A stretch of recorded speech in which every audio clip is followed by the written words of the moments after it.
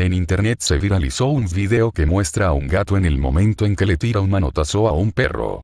El can huye del agresor y empieza a correr alocadamente y a toda velocidad por un pasillo.